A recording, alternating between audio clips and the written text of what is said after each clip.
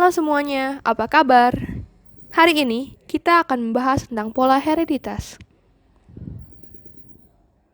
Sebelumnya, tahukah kalian apa itu pola hereditas?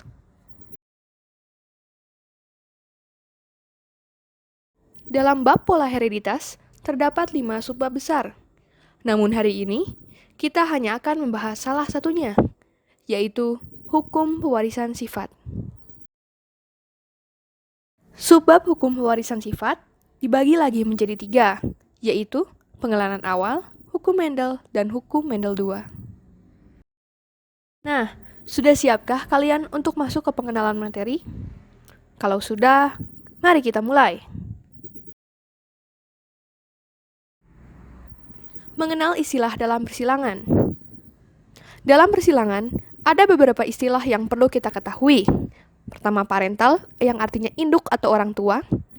Yang kedua ada gamet, yang artinya sel kelamin. Yang ketiga ada filial, atau keturunan. Yang keempat ada genotip, atau susunan gen penyusun sifat. Dan yang terakhir ada penotip, atau sifat yang tampak.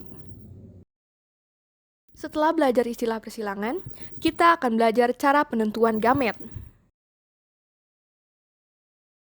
Cara penentuan gamet berdasarkan jumlah gamet. Di sini kita akan diberikan rumus, yaitu 2 pangkat N.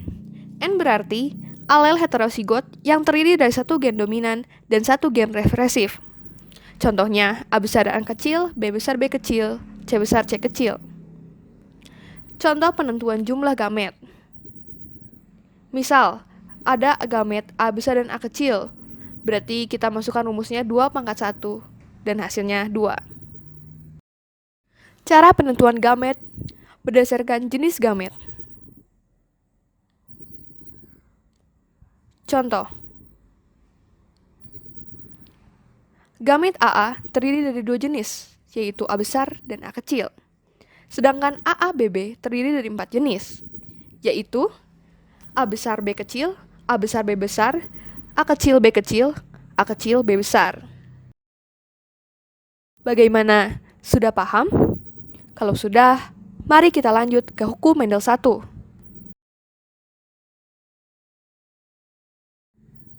Hukum Mendel I ditemukan oleh George Johann Mendel. Isi dari hukum tersebut adalah pada waktu berlangsung pembentukan gamet, tiap pasang gen akan disegregasi ke dalam masing-masing gamet yang terbentuk. Inti dari hukum Mendel I atau perkawinan monohibrid yaitu perkawinan antara 2 spesies yang sama dengan satu sifat yang berbeda. Nah, dalam hukum Mendel I ternyata terdapat kasus-kasus yang dapat terjadi. Lalu, apa saja kasus yang dapat terjadi di hukum Mendel I? Terdapat 2 kasus di hukum Mendel I. Pertama, kasus dominasi penuh, dan kedua, kasus dominasi tidak penuh.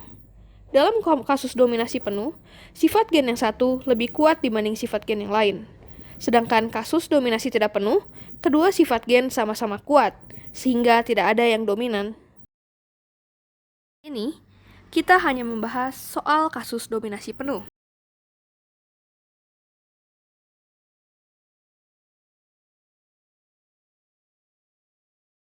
Untuk menjawab soal ini, kita harus menentukan fenotip, genotip, dan gametnya. Fenotip dari soal tersebut yaitu bunga berwarna ungu dan bunga berwarna putih. Sedangkan genotipnya U besar U besar, U kecil U kecil. Sedangkan gametnya U besar dan U kecil. Maka anaknya adalah 100% berwarna ungu karena gen U besar lebih dominan. Bagaimana? Sudah paham? Bila belum, latihan lagi ya, supaya makin mantap. Sampai jumpa di kesempatan berikutnya.